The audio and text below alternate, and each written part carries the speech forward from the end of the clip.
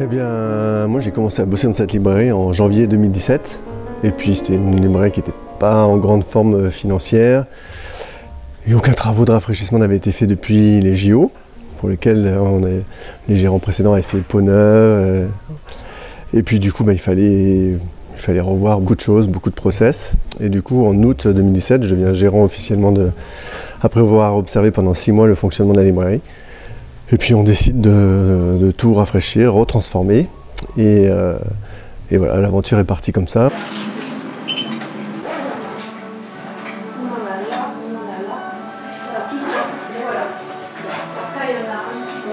Mes parents étaient libraires. Du coup, je connaissais bien le métier, je savais ce que c'était qu'être commerçant, avoir une amplitude d'ouverture de 10 à 12 heures par jour. Et puis, cette librairie, on avait tous grandi avec, quoi. Enfin, moi, j'ai grandi ici, on a tous acheté nos premiers livres avec nos grands-mères ici, piqué nos premiers stylos Bic quand on était au lycée. Du coup, il fallait faire quelque chose. Donc voilà, le challenge était sur les rails.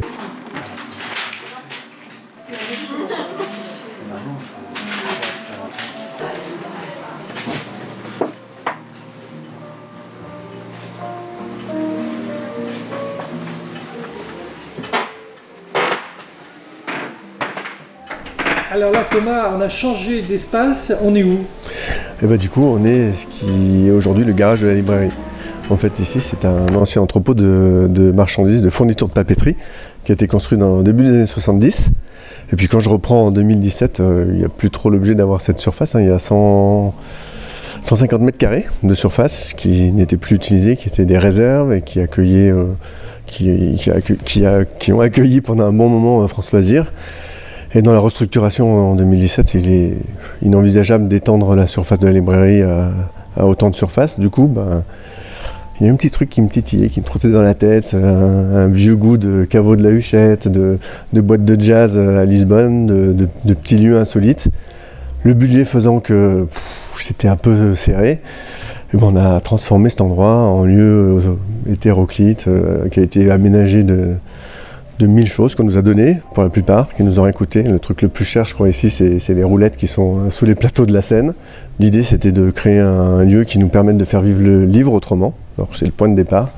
Et puis après, comme on a rencontré l'écho du public qui nous a tout de suite donné envie de prolonger l'expérience, là, après 1 an et demi d'ouverture, on est en train de travailler une vraie programmation, de donner un vrai rythme à cet endroit.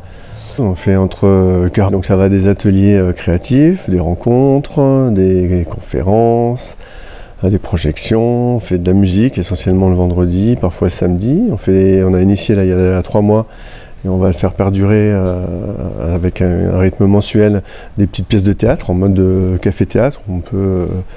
On peut casser la croûte, boire un coup, et on fait de la danse, on fait de la musique, et puis le reste du temps, l'espace il est ouvert en même temps que la librairie. Donc là, on vient d'inaugurer notre nouvelle carte, on fait des vrais chocolats, on s'est affilié avec un vrai fournisseur de café qui a une éthique, donc qui est Malongo.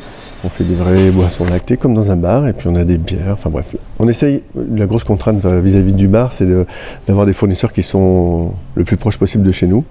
C'est compliqué parce qu'il faut mettre en place des partenariats, c'est des petites structures qui ne sont pas prêtes et qui n'ont pas l'habitude de travailler avec des cafetiers.